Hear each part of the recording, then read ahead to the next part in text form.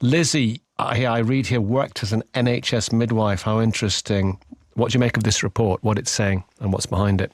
I used to work in the NHS. I've now moved into the private sector, and it's not massively shocking to me. I just found that I wasn't able to give the care that I really was trained to give, to be honest, in the NHS. So for my own kind of sanity, I ended up moving into the private sector to give better care, really. I remember when I was in the NHS, and the thing is, I never wanted to leave the NHS. I got trained up by the NHS. It was where I wanted to work.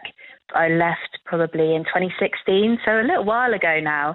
But even then, I remember running around from room to room. There was like 12 labour and delivery rooms, and there'd be about 2 thermometers. And you're meant to check the woman's temperature at least every 4 hours, if not every hour in labour. So I'd be running around from these 12 labour and delivery rooms looking for a thermometer, or in the summer when it was really hot and temperatures were reaching 30 degrees Celsius, there was probably about 2 fans in the labour and delivery rooms, and I was running around trying to source a fan for my woman who was overheating. And you just think, is it really that difficult to have basic standard equipment just as standard in every single labour and delivery room? It's quite crazy, really. So was that the difference with the private sector? Standard equipment available, working, up and running, properly staffed, plenty of people. Is that the difference? Thermometer in every room, Dynamat to do blood pressure, temperature, pulse, vital signs in every room.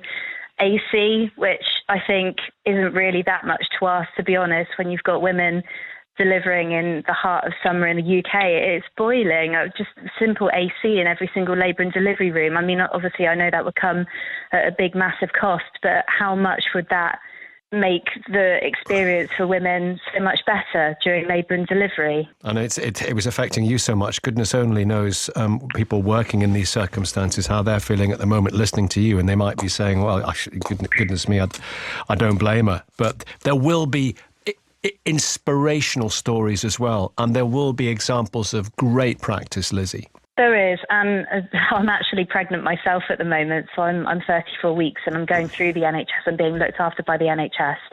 And to be honest, so far, antenatally, it's been great. I really cannot fault the system. I cannot fault the hospital that I've been going through with. They've looked after me absolutely perfectly. I think for me, because I'm a midwife, I kind of know what to expect at every appointment. And I guess I've got that knowledge to kind of follow up on things if they aren't done correctly. But I really can't fault them at the moment. I've been looked after by some lovely midwives and everything has been great so far. I think where it comes down to me is for labour and delivery, especially if you're going to go for a vaginal birth. It's just that kind of uncertainty as to whether there's going to be enough staff on, whether you're going to get an epidural on time, and that's a bit worrying to me. Listen, I'm back there. I'm thinking of the pre-epidural situation and the post-epidural situation. Very different situations they were. Well, listen, Lizzie, thank you. Annie, you gave birth 3 years ago. What happened? Good morning, Annie.